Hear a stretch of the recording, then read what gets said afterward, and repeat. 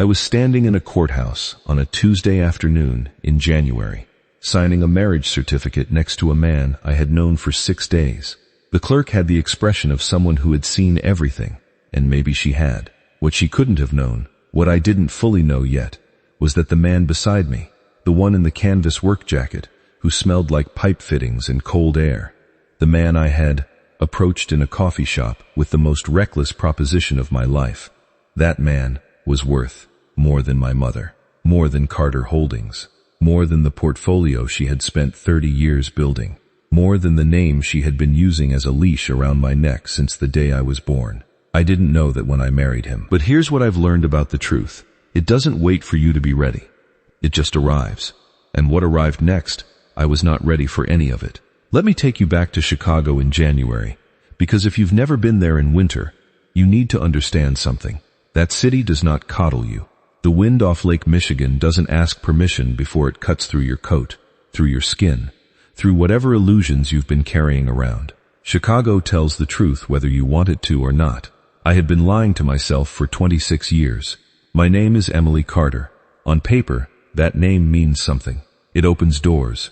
The right restaurants, the right boardrooms, the right zip codes. My mother, Victoria Carter, built that name into a small empire. Carter Holdings, real estate, private equity, a firm that had swallowed 6 smaller companies and absorbed them into its portfolio. She wore the name like armor. She expected me to wear it the same way. I wore it like a noose. I had a board seat I had spent 4 years earning. I had an apartment in Lincoln Park that my mother paid for, which, I understood only in retrospect, meant she owned it, and therefore owned me. I had a life that looked, from the outside, like everything, and from the inside, felt like a very expensive cage. Then came the Tuesday evening in the Gold Coast penthouse. My mother was at the Marble Island in the kitchen, reviewing a document the way she reviewed everything, like it was a quarterly earnings report.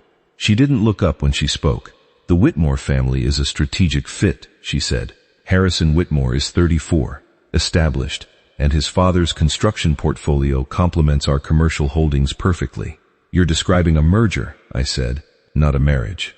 She looked up then. Her eyes, gray, like the sky outside, assessed me with the same expression she used when a contractor had missed a deadline. Don't be sentimental, Emily. Sentiment is expensive. Harrison Whitmore was not a bad man the way that villains are bad. He was bad the way that cold rooms are bad. Not actively cruel, just fundamentally incapable of warmth. I had met him twice. Both times, he had looked at me the way he looked at his watch, evaluating, calculating return on investment. I told my mother I wouldn't marry him. She turned the page. That was the thing about Victoria Carter. She didn't argue. She stated outcomes. She had decided what my life would look like, and I was beginning to understand. She had never once believed I had the capacity to decide for myself, but I had no idea how bad it was about to get.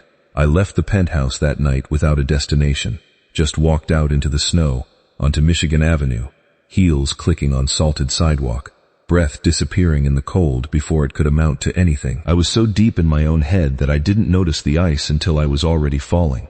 And then I noticed the hand, large, sure, unambiguous, that caught my arm before I hit the ground. Careful, he said. I looked up. The man from the parking meter. He'd been crouched on the sidewalk fixing something with a wrench and a bucket of tools, utterly unbothered by the weather. Up close, he was taller than I'd registered. Dark hair dusted with snowflakes. Eyes that were, I didn't have a better word for it, quiet. Not empty, quiet. Like a room before someone speaks. Thank you, I said, and straightened, and expected him to go back to his meter. He didn't move immediately. He just looked at me for a beat too long. Not rude, not presumptuous, just noticing. You should get inside, he said. Sidewalks are getting bad. I know how sidewalks work, I said. The corner of his mouth moved. Almost a smile. I know you do. I walked 3 steps away, then turned back. There was something in his stillness that irritated me. Something in the way he seemed to belong exactly where he was. Do you work for the city? I work for myself, he said without looking up. Plumbing, mostly. That meter's been leaking into the foundation of the building next door for 6 months. City's been ignoring the work order. So you're fixing it on your own. He looked up. Then I walked away. I thought about him exactly once more that night. The stillness, the wrench, the matter-of-fact competence of a person who fixed things because they needed fixing, and then forgot him entirely in the chaos of what came next. At 11 p.m., I found it in my email. My mother had already drafted a press release. Carter Holdings is pleased to announce the upcoming union of Emily Carter and Harrison Whitmore III, son of Gerald and Patricia Whitmore of Lake Forest. Written in the third person, the way you write about a property transaction. I read it twice, put my phone face down on the pillow, stared at the ceiling for an hour. She had chosen Valentine's Day. She had actually chosen Valentine's Day for the announcement, with the kind of cruel irony that only the unromantic are capable of. Her terms were not subtle. Marry Harrison by Valentine's Day, or she would restructure my trust arrangement and strip me of the board seat, the one I had spent 4 years earning, the only real leverage I had over my own financial future. That night, I made a decision that would change everything. My college roommate Becca picked up on the first ring the next morning. "Marry someone else first," she said. I hung up on her. Then I sat with it for 2 hours. A marriage of convenience. A contract. Something legal enough to block my mother's plans while I found a real exit. She couldn't force me to marry Harrison if I was already married, and she couldn't undo a legal marriage without the kind of public mess she avoided on principle. The problem?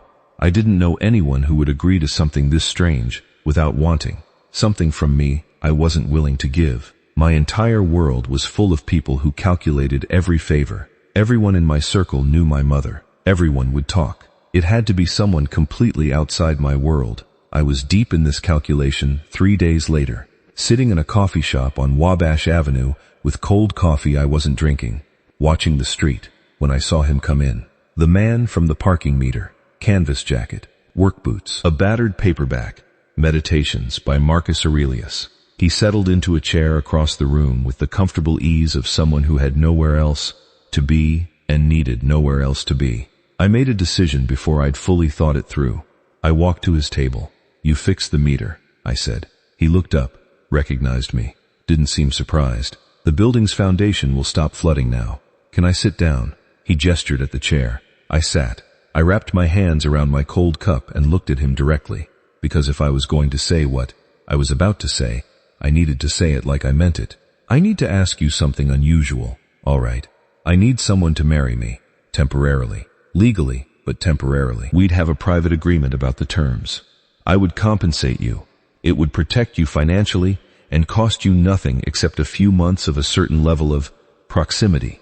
He didn't blink. He looked at me the way he had looked at the parking meter, assessing the actual problem beneath, the surface problem. "Why me?" "Because you're not from my world," I said, "and you don't want anything from it." He was quiet for a long moment. Then he said, "I have a daughter. She's 7, Lily." I realized then no one was coming to save me. I had to save myself, and somehow I had just asked the right stranger for help. He said he'd need to think about it. I told him I needed an answer by morning. "Then come back tomorrow morning," he said. I came back. He said yes.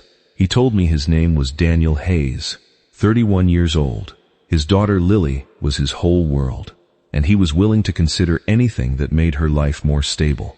He used the words financially comfortable when he agreed to my terms, and I noticed, without fully processing it, that he didn't say financially desperate. We were married 6 days later at the Cook County Courthouse, a Tuesday afternoon. A clerk who had seen stranger things, a plain gold band that Daniel produced and that fit as though someone had measured for it. I didn't ask where it came from. When Daniel signed the certificate, a black car pulled up outside the courthouse window. Long, quiet, expensive. A man in a dark suit stepped out and stood beside it, hands clasped, waiting. Daniel glanced at the car. His expression didn't change. The man nodded, barely perceptible, and got back in. I filed it away. I had other things to deal with. My mother's response to the marriage certificate was a silence so complete it was almost architectural. She received the news through her assistant. She said nothing for 24 hours. Then she cut off everything. The family accounts, the stipend, the corporate card, the Lincoln Park apartment. I had anticipated this. I had not fully anticipated how it would feel. Daniel's apartment on Huron Street was clean, well-maintained, and resolutely ordinary. 3rd floor, 2 bedrooms, a kitchen with a window looking onto a fire escape where he kept a small pot of rosemary that somehow survived Chicago winters because he brought it inside at precisely the right moment. I stood in the living room with 1 suitcase, 3 changes of clothes, my laptop, a notebook I knot of rosemary, had been keeping since college and never quite managed to fill, and tried to locate my bearings. On the bookshelf, Nassim Taleb, Ray Dalio, Marcus Aurelius again, A History of the Medici Banking Family. Plumbers didn't typically read the history of the Medici banking family. They had no idea what was coming. And neither, I was beginning to realize, did I. It was a Wednesday afternoon in late February when everything became impossible to ignore. Lily had a half day from school. I'd offered to pick her up, a routine that had formed without either of us officially agreeing to it. We were 3 blocks from the apartment, Lily deep in a lecture about the relative intelligence of various theropods, when the gray car pulled up. No plates visible. 2 men got out. They moved with the particular studied casualness of people who are pretending not to be doing something deliberate. And Lily went quiet beside me, with the instinct of a child who has been taught, at some point, to recognize a certain kind of attention. Emily Carter, one of the men said. Not Hayes, Carter. I put my hand on Lily's shoulder. A black SUV turned the corner at speed, controlled, precise, and stopped at the curb. The driver's door opened, and then the back door opened and Daniel stepped out. He was not, in any way I could articulate, the same man who made tea in the kitchen and argued about paleontological water levels. He was absolutely, completely still. The kind of still that has weight. Get in the car, he said to me and Lily. Not loud, not aggressive. The voice of a man who has decided the conversation is already over. Lily pressed her face against his coat. He put one arm around her. His eyes stayed on the 2 men, who were, extraordinarily, backing toward their own vehicle, with the body language of people who had made a significant miscalculation. This isn't the place, the taller one said. There is no place, Daniel said. Tell your employer that. They left. That night, at the kitchen table, Daniel told me everything. His name was Daniel Warren Hayes. He owned DH Capital, several subsidiaries, and a significant portion of the commercial real estate in the city of Chicago. Approximately 43% of the assessed value of the Loop's major properties. If you want a number, he said, it's more than your mother, not as a boast, as a fact.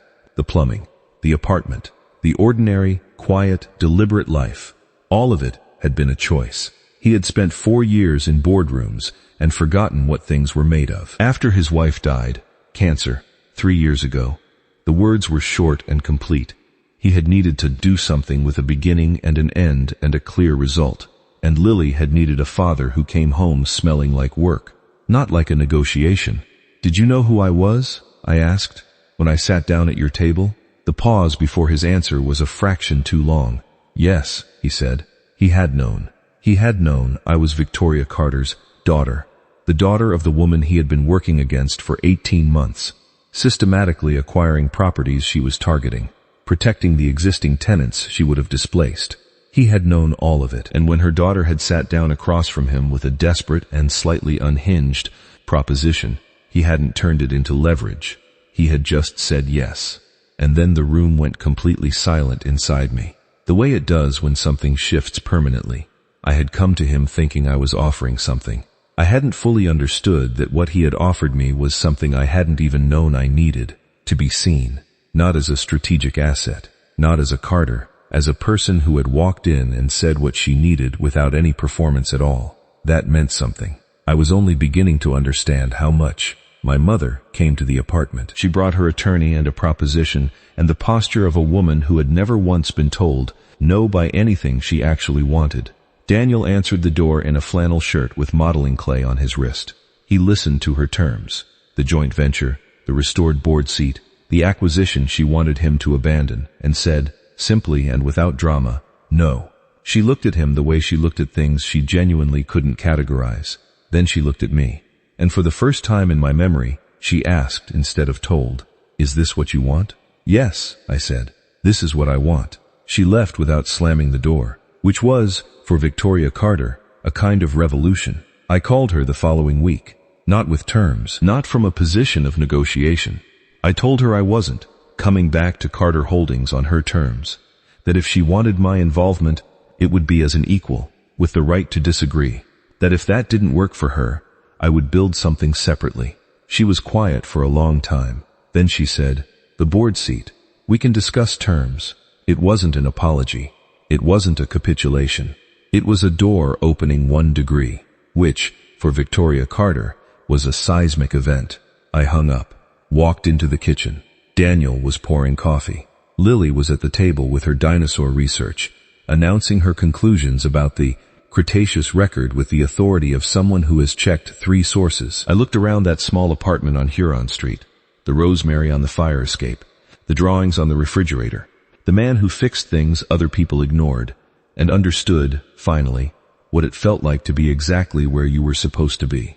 Not because someone had decided it for you, because you had walked toward it, one strange and accidental step at a time, until you arrived, somewhere real. Some people spend their whole lives building something significant. My mother did, but she forgot to ask what it was for. I didn't get the life that was planned for me. I got something better. I got free, and I got to choose where to stand.